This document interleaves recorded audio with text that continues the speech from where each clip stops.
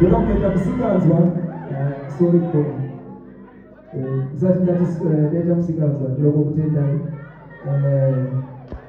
ndiloko watenda ngoma maoko ndo hatitapira nemaoko matatu tichibva kuyambira tichienda uku avana kungofunga katu vangoti mina ndotenda tiketidoeko kazhinji uchibva uku uchida kuneso vanongotizwa kakwai vanogona kutoigera zvikure pana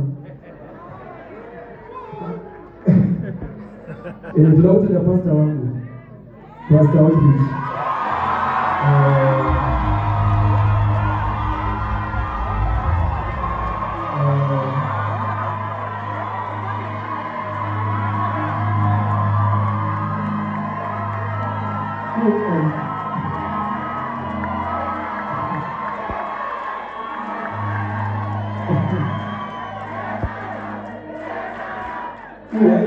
Iwai, super wai.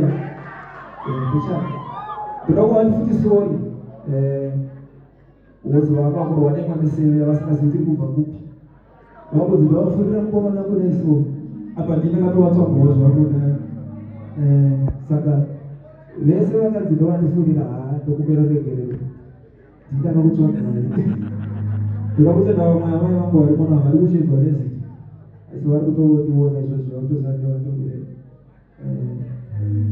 totenda vabva kwakutare kumakomoyo kuyozosapoti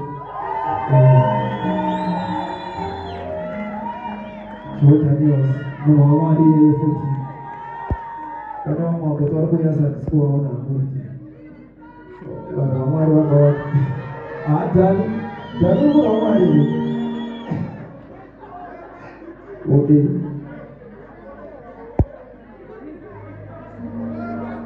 Run